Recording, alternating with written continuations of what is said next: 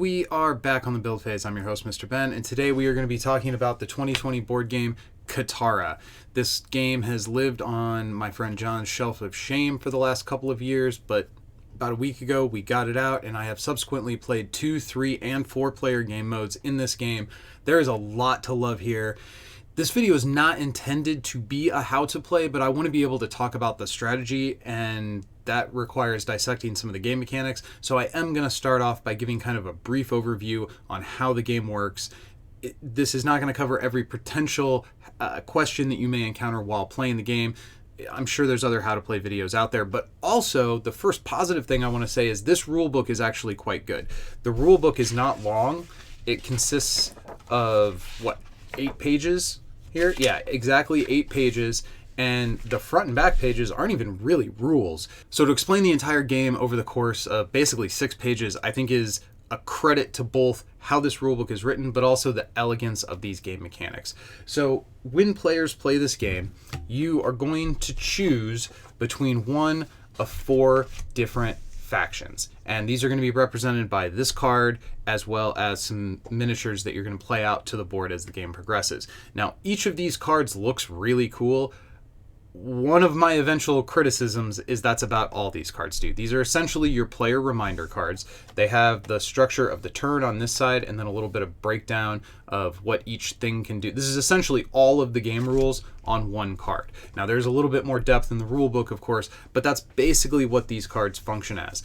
So if you choose the green player, you see this guy riding a cool rhinoceros, you're going to get this token with a rhinoceros, you're going to get these master animal tokens, and you're going to get these warrior tokens. Now you have multiples of each of these. I'm just putting one out here for the video. This is very cool.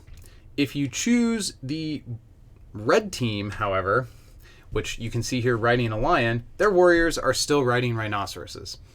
Rhinoceri?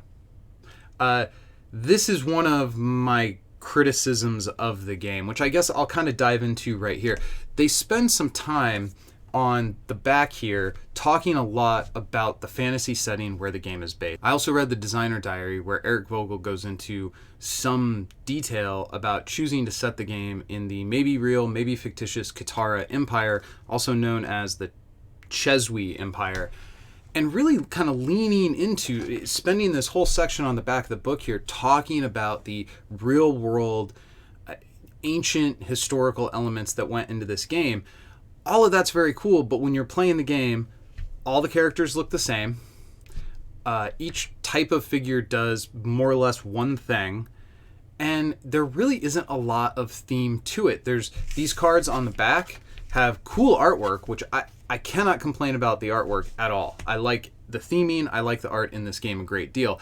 However, this would have been a perfect place to fill in, this is the such and such faction. So the setting of the game is actually after the Kitara Empire has fallen, and these are various factions that are kind of warring over the African continent, trying to gain control, and the person who has the most prosperity points, victory points, at the end of the game is the new emperor.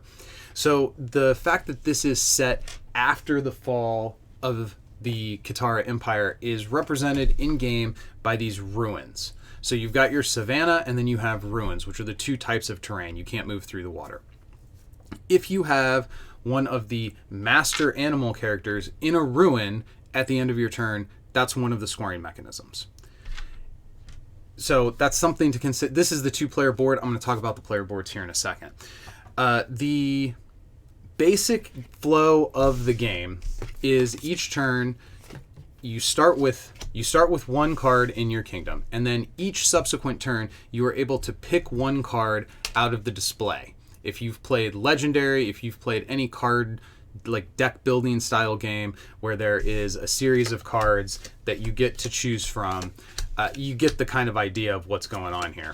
So you've got your 6-card display. Now these card symbols on your kingdom indicate how far you can go in the display to draft a card. You only get 1 card per turn. So if in my kingdom I have 3 of these cards, that doesn't mean I get 3 cards. It just means I can go 3 deep. This is relevant because as the game goes on, you scoot these cards down. So let's say I draft this one, say. These cards scoot down, another card comes up. the higher the number on the card, generally speaking, the more powerful the game affects. The game has an artificial clock built in, wherein the first time you reveal a age 5 card, that triggers end of game procedure. Everybody takes turns so that we ensure that everybody's had an equal number of turns, and then everybody gets one more turn. If you're concerned about being able to know for sure who went first, they have this token. It serves no purpose other than making sure that everybody plays an equal number of turns within each game. After you draft a card, it's added to your kingdom.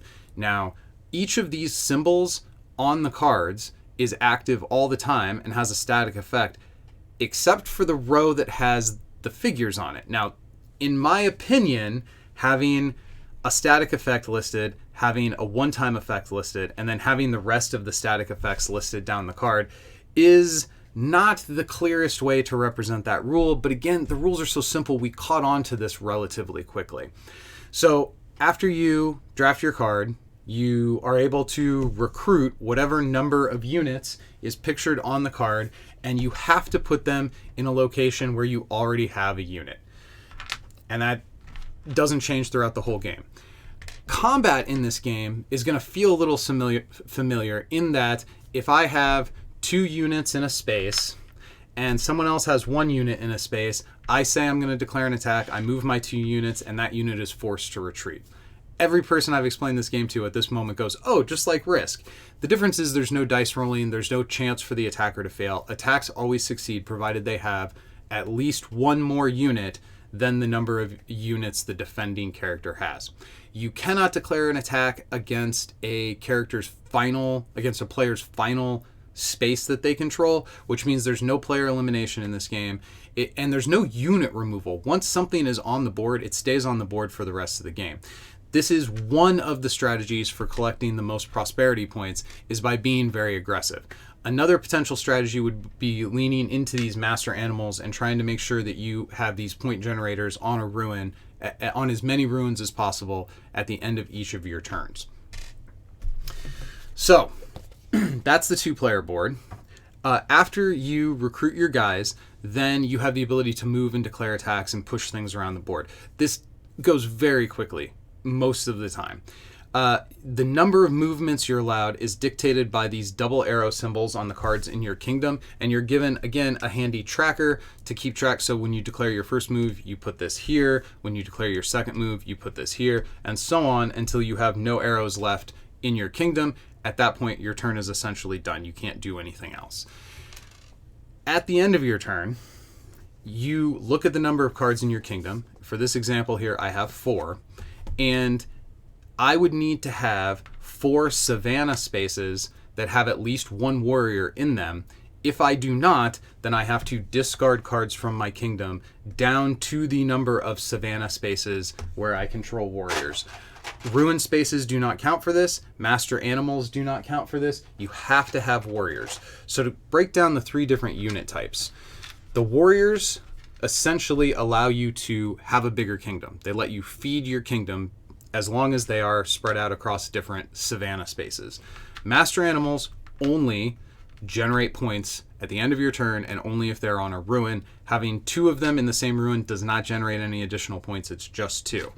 The last unit type is your champion, and what the champion does is when they are part of an attack, you draw a token from this bag, and those tokens have point values that are somewhere between 2, 3, 4, or 5. You only get 1 token per turn. Now, this doesn't feel great. If you're leaning into the attack strategy and you're trying to get as many heroes into play, doing hero stuff, fighting the opponents, pushing them back, you could have 4 or 5 of these tokens face down in front of you at the end of your turn.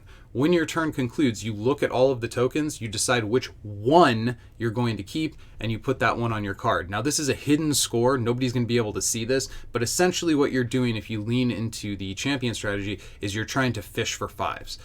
The reason you cannot just keep as many tokens as you want is if you attack 3 times and you draw 3 5s, that's could potentially just be game over as far as the scoring system in this game.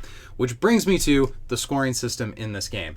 Now, there are a few game tropes that I am not a fan of. And one of them is when I am forced to use a fiddly scorekeeping mechanism. And that is exactly what this game does, which I think is very unfortunate. The scorekeeping mechanism consists of moving these little tokens around the edge of this board.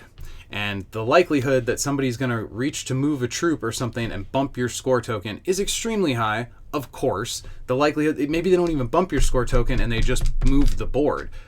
This is only going to get worse in the 2 and 3 player versions of this game.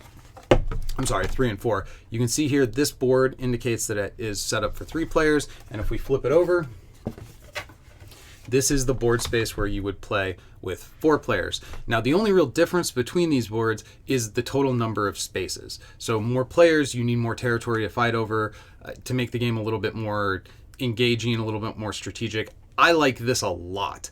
I like that they didn't just have a 4-player board where they say, okay, you can't use this region in a 2-player game. I like that they gave us a specific board for 2-player.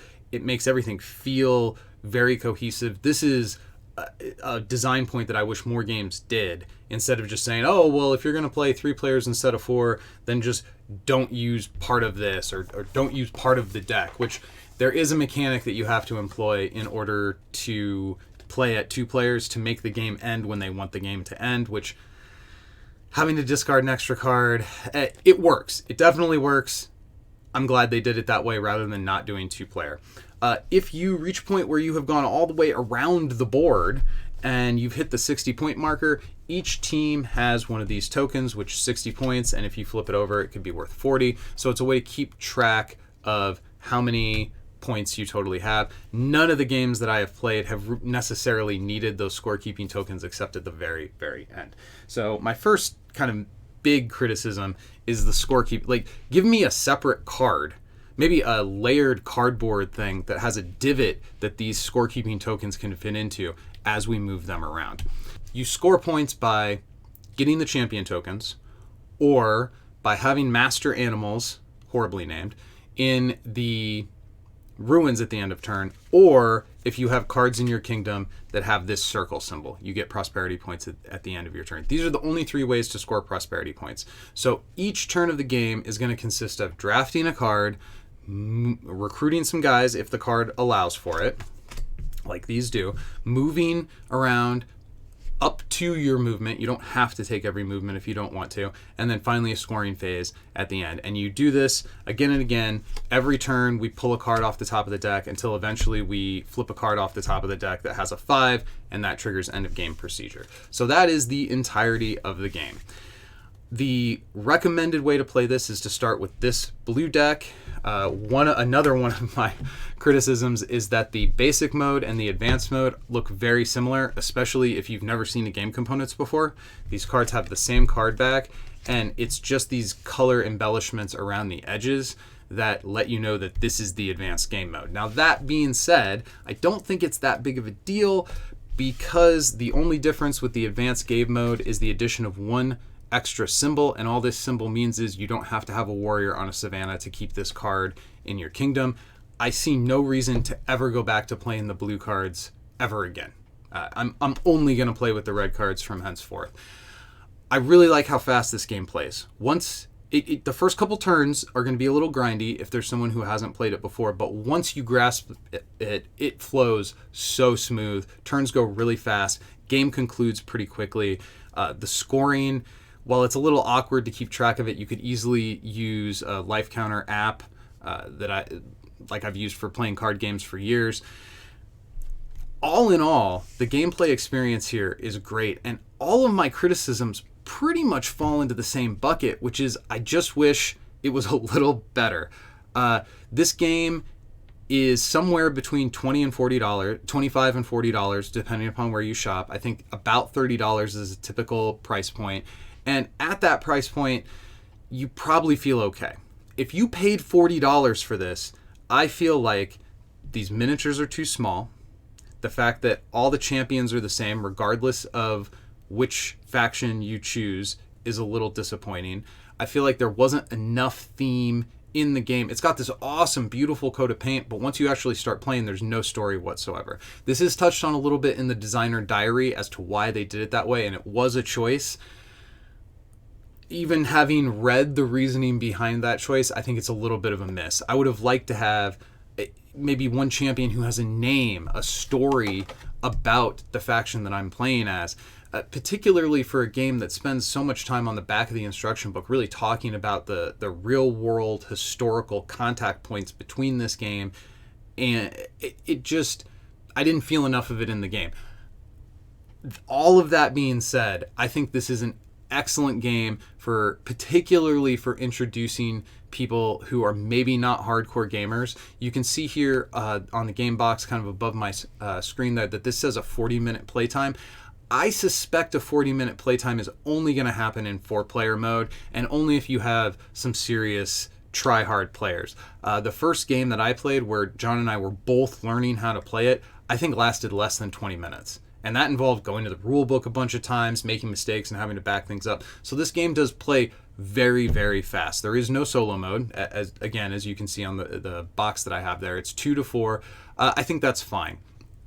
If you are a hardcore miniatures fan and you like moving lots and lots of minis around the game board, this might be a fun one for you to try. This is not going to scratch the same itch as somebody who really likes playing Axis and Allies or really enjoys the way Risk works. This is a simpler game than those, but there is strategy in it. And part of that strategy is knowing what cards to draft. In fact, I'd say that's maybe the core strategy. In my opinion, drafting point-producing cards is a trap. The 1 point per turn is almost never going to make up for somebody who has heavily drafted into movement and is collecting a bunch of champion tokens each turn, so guaranteeing that they're getting 5 points on every turn.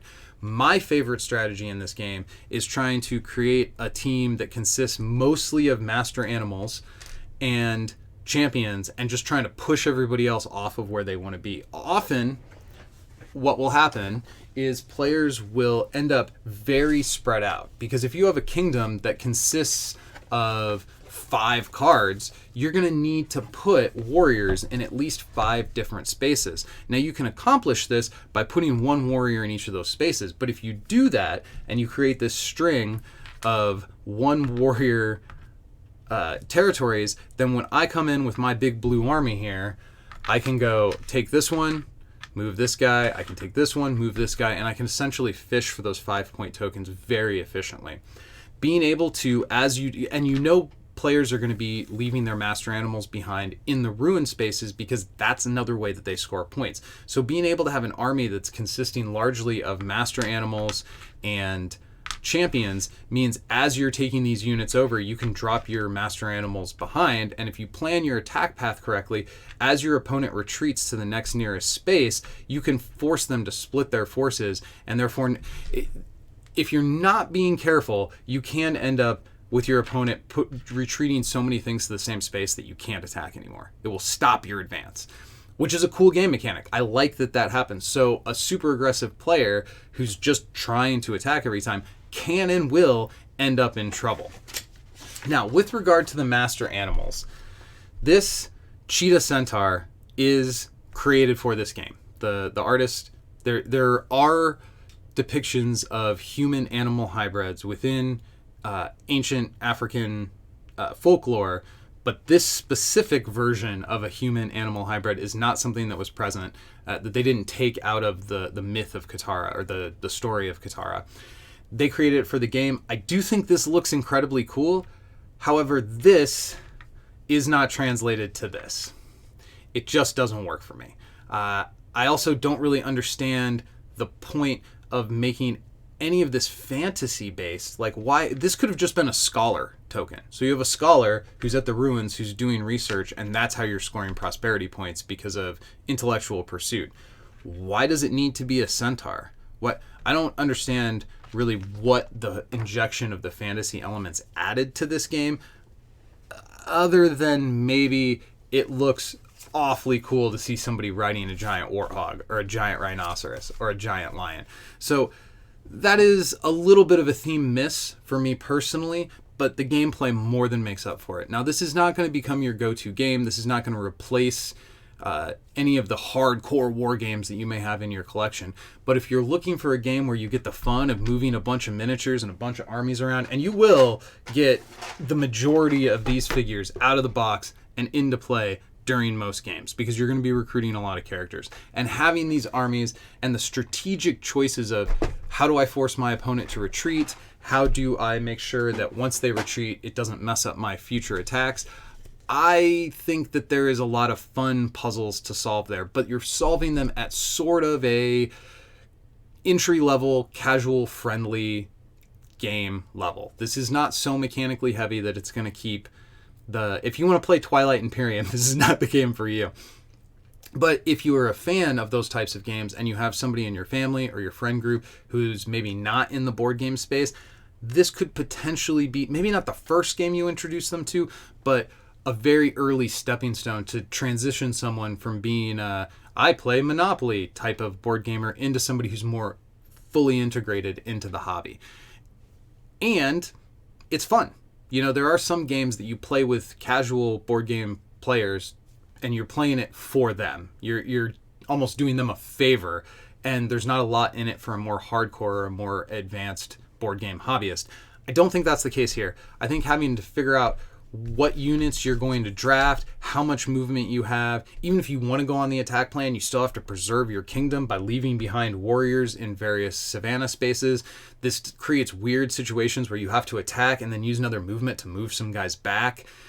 I really like the push and pull of moving the characters all around the game board. Over the course of a game, the entire map will get full, and you will have turns where at the end of your turn you control 10 spaces, and at the start of your next turn you control 1.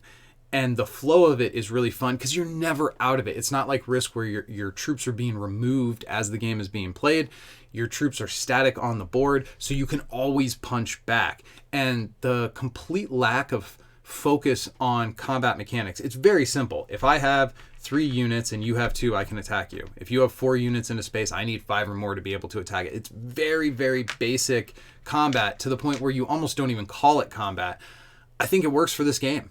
As somebody who really loves combat games and loves the intricacies of combat mechanics, it feels a little weird to say that because it's so mechanically light, but I like to meet games where they're at. I don't expect every game to feel the same to me. In fact, I think it would be boring if they did. So to come to a game like this that mixes elements of deck builders with the card drafting system and miniature-based combat with pushing these things around, but doesn't do either in a super hardcore way, I think it still captures some magic. I think there's some really good things in this game. There's a lot to love about it. Now, that being said, if your local game store has this at $40, I feel like at a $40 price tag, these miniatures are not good enough. They should have looked a little bit different. They should have had a little more heft to them.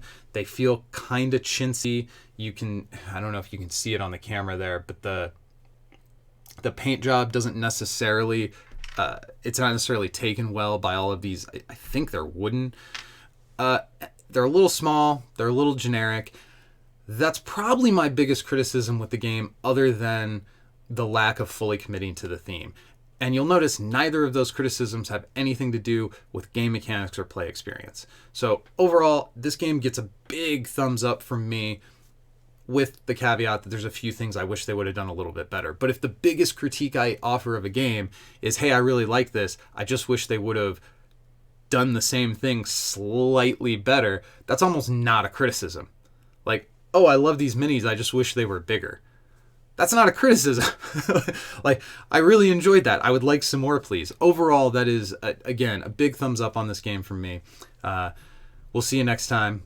Go win some games.